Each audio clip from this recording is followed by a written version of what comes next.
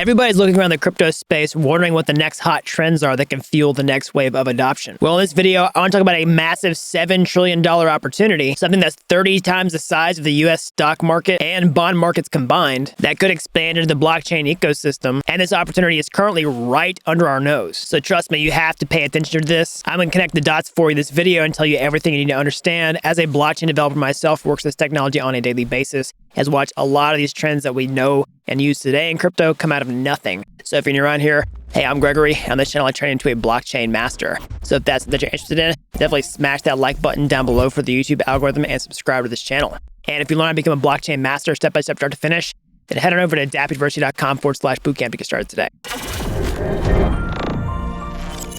All right, so let's jump into this. So the clearest proposition for mass adoption of blockchain technology is, without a doubt, digital finance. So if I had to go into a coma for 2 decades and you had to say, hey, what are you going to bet on is going to be a thing? Then if you can't pick anything else, it's definitely going to be that. We've already seen the trend of DeFi absolutely explode, with things like savings, lending, and trading. But one underlooked, use case within the DeFi ecosystem that is probably one of the best value propositions of blockchain right now is with stablecoins. Now, that sounds like a really boring use case because it's just like cryptocurrency that's pegged to the US dollar that you can just send around. But I'm telling you, stablecoins are an absolute game changer, especially for business-to-business transactions, also for things like investment deals. Like, consumers aren't really using stablecoins that much to go pay for goods and services out in the broader economy, but, moving money around with stablecoins can be way better than wire transfers. For anything business or finance related, it's clearly superior. And for a long time, we've had mostly US dollar-backed stablecoins. You might have seen something like, USDC or DAI, for example, maybe even Tether. These are basically just cryptocurrencies that price doesn't change. But it's pegged to a specific currency, in this case, the USD, which makes sense because so many things across the globe are denominated in US dollars. But what we're starting to see is a trend emerge of other fiat-backed stablecoins from different countries and regions. For example, we've got Circle, the creators of USDC, creating a euro-backed stablecoin in 2023. We've got things like the National Australian Bank creating a stablecoin that's backed by the Australian dollar. That's going to be releasing on the Ethereum blockchain. And now you might say, okay, so we've got USD stablecoins. Now we've got Euro stablecoins, Australian dollar, et cetera, et cetera. Oh, so more people are issuing stablecoins. What's the big deal? Well, I don't know if you've ever paid attention, but you know that a stablecoin's pegged to a certain fiat currency, but fiat currencies change value relative to one another all the time, just like crypto. That's exactly what Forex is all about. So if you're not really tuned into the finance world, I don't expect everybody watching these videos to be that way because a lot of people are just interested in the technology and becoming a developer. But that's basically what Forex is. You value different fiat currencies from different countries and regions, and you compare them and their exchange rates, and you trade them through a broker. And if you didn't know, the Forex market daily turnover was $7.5 trillion in April of 2022, and the Forex market is 30 times the size of US stock and bond markets combined. So imagine if just 10% of this moved over to the crypto space and onto the blockchain. That would be an absolutely massive explosion of demand for this technology, because you can do things like trustless decentralized trading where you don't have to hand over your capital to somebody else. You can move money around faster and all that type of stuff. Okay, so let me talk a little bit more about why I see this trend continuing to play out. So first, let's talk about stocks in general, because if you go to a website like uniswap.com, right, where you basically trade cryptocurrencies on chain completely from your wallet, okay, I get this question all the time, which is like, hey, you can trade cryptos on here, but why can't you trade stocks? Why couldn't you just get Tesla stock and tokenize it and then trade it on Uniswap?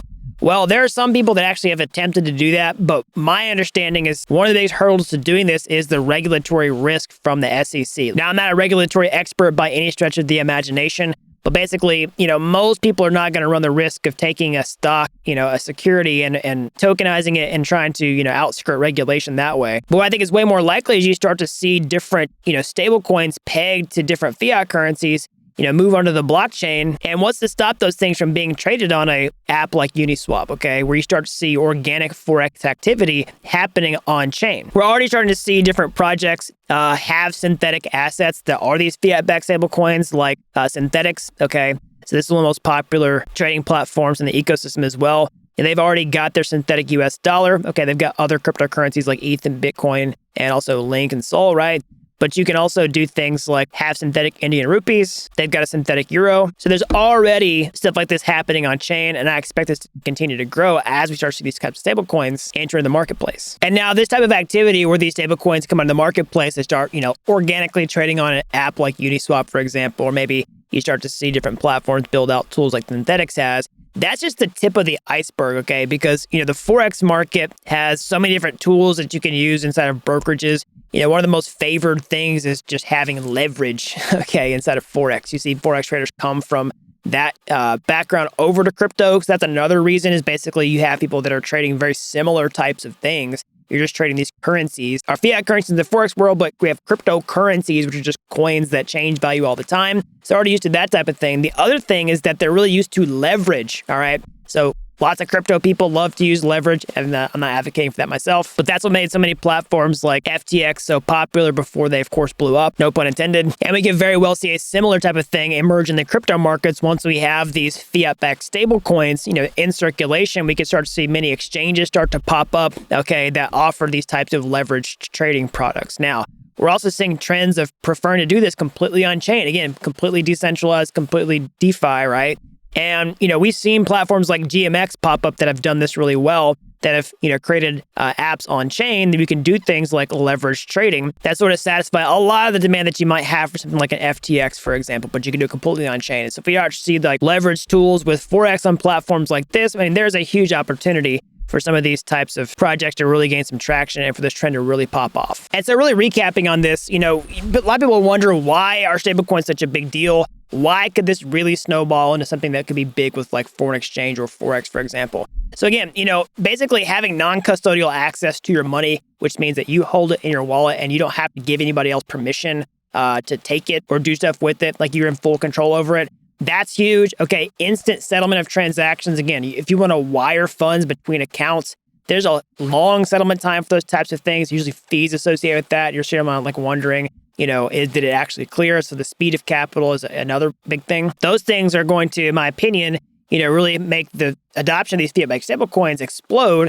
But then, piggybacking on top of that with this Forex trend, it gets those same benefits, but then you have this new ability to move funds around maybe between exchanges really quickly, to do those types of Forex trades that you might be used to in a traditional finance. But in the crypto world, you can do it completely trustless, completely non-custodial, keep everything in your wallet, and still enjoy a lot of the tools and user experience that you might get in the traditional world with things like leverage trading. And going back to what I was saying before, like we have $7.5 trillion of daily turnover in the Forex markets in April 2022 alone. That's up from $6.6 trillion in 2019. The total value of the Forex industry increased from $2.4 quadrillion in 2019 to $1.93 quadrillion. It's still 30 times the size U.S. stock market and bond markets combined. So if you had something like $7.5 trillion of turnover in a day, and let's say that you just got like 10% of that over onto the blockchain, that's $750 billion on a daily basis. Imagine what that would do for, apps that have started to create real value accrual to token holders. So things like GMX, where you have a token, where holding the token itself,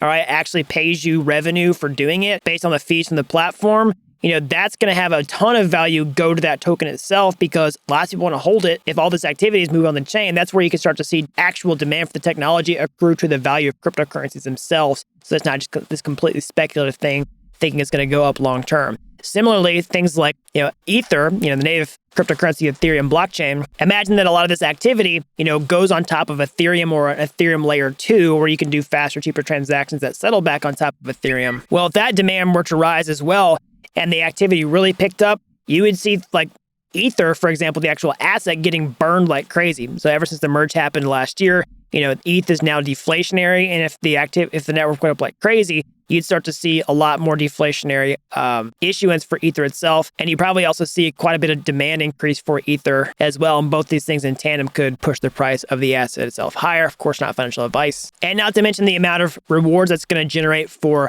ETH stakers, okay? And when you see those types of rewards popping off like crazy because of network demand, that's also going to increase, demand for ETH of the asset itself, because they can get that passive income reward for doing that. All right, so the last thing I want to talk about in this video, that I get this question all the time, so I want to cover it because it's very relevant to this topic, which is like, where does the value of a stablecoin come from? Like I see people trying to like program cryptocurrencies that are pegged to the US dollar, so how do you do that?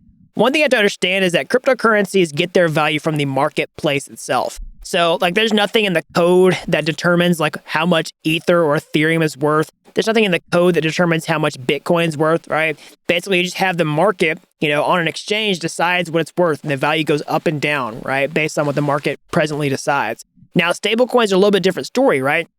The market ultimately decides what the stablecoin's worth, but one massive force in the marketplace is the stablecoin issuer. So anytime you're creating a stablecoin, you essentially have to be an issuer that's going to honor redemptions of those stablecoins. All right. So if somebody came to you and was like, hey, here's, $1,000 in your stablecoin, you're actually going to give me dollars back. Okay. It's equal to the amount of stablecoin that I issued. And of course, there's all this drama about are these stablecoins actually backed by what they say they are? That's the whole point, is the issuer is the largest player in the marketplace that props up the value of this. And, the stablecoin business model itself has proven itself very lucrative. And that's another reason why I expect that we're going to see many, many other stablecoins enter the marketplace from other fiat currencies, because the incentive is there to continue to capitalize upon that opportunity as well. All right, so that is an overview of, a big trend that could be moving to the blockchain really soon. Essentially different fiat-backed stablecoins, creating an ecosystem for exchange that could give birth to an emerging Forex market. Forex is a massive sector of the finance ecosystem, close to $2 quadrillion with $7.5 trillion of daily turnover. Imagine if we just took a little bit of that and moved it onto chain. That could be a explosion. So if you like this video, as always, smash that like button down below for the YouTube algorithm. Subscribe to this channel if you haven't already. And if you're as fast at this technology as I am, you want to code your own stablecoin, how can you get started today? Well, you can go to my YouTube homepage. You can find those free courses there. They're like Udemy courses, but they're totally free. And if you like those and you went to the next step, or hey, maybe you want to take a master shortcut entirely, I should become a blockchain master step-by-step start to finish over at dappuniversity.com/bootcamp. You have to be an expert to get started today. I've helped people with zero coding experience become real-world blockchain developers in a matter of months. So that's all I've got. Until next time, thanks for watching Dapp University.